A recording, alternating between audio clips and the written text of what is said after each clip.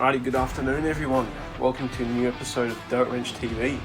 Today, I've got a nice, shiny, brand new bash plate from B&B Offroad for the TTR250. This will be the first installation video for this channel.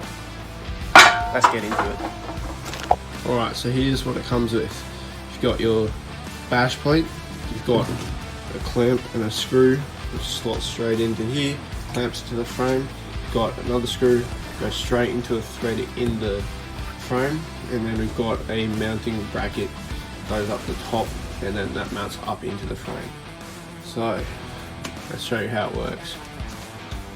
So this is my TTR250. It's a 2004 model, and this is what we'll be installing on today. As you can see, it's got the factory little bash bar on it at the moment.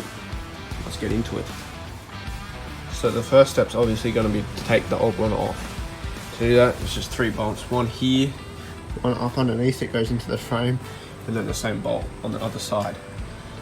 So I believe they're all 10mm bolts. I'll take them off and we'll get into it. So once you find what size socket it is, or spanner or whatever, it is really just a matter of breaking the lock on them, because they are decently old bikes, so it will be quite tight. I was correct in saying it's a 10mm bolt. So I'm really used to it. Just do them one by one, 3 bolts, come straight off. There we go. Now you can see that old bash plate is off. So now it's time to put the new one on. Let's get started. Right, so the first thing that I'm going to do is put the mounting clamp, the front mounting clamp, on. That just sits up there where that top screw was under the exhaust, like so. And for that you are going to have to use one of the screws from the stock bash plate, as the B&B one does not come with it. It can be quite a pain to put this bolt on, just due to the angle of the bracket, but once you get it threaded, it's just a matter of doing it up finger tight, and then the other clamps will hold it on real nice. Want a little bit of playroom so you can wiggle the bash plate around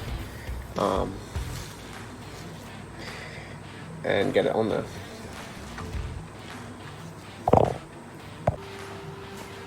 So from what I can see, the next step is going to be to put the bash plate on and bolt it using this bolt here, through there, through here. Fairly simple.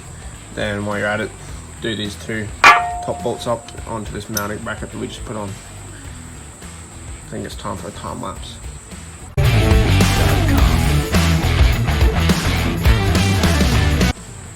Here we go. I've just put this side bolt on and the 2 front bolts on. So now it's sitting there real nice. I haven't done them up tight, so I can rattle around and we can get this last clamp on. Because this is the thing that's really going to clamp it to the frame. And this is the part that's probably the most difficult, because you have to get it through the frame and under the engine block. So we'll go around the other side and I'll show you how to do it. Alright, so now we've got to put the clamp on.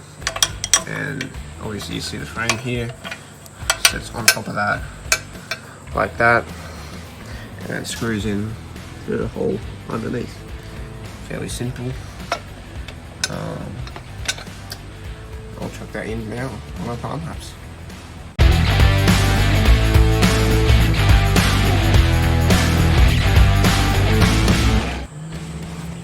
There we go, you can see that clamps on. I went ahead, tightened up, nice and tight, no movement there. So now the next step is just to go around, tighten out the other bolts and the one on the other side, and then you're done.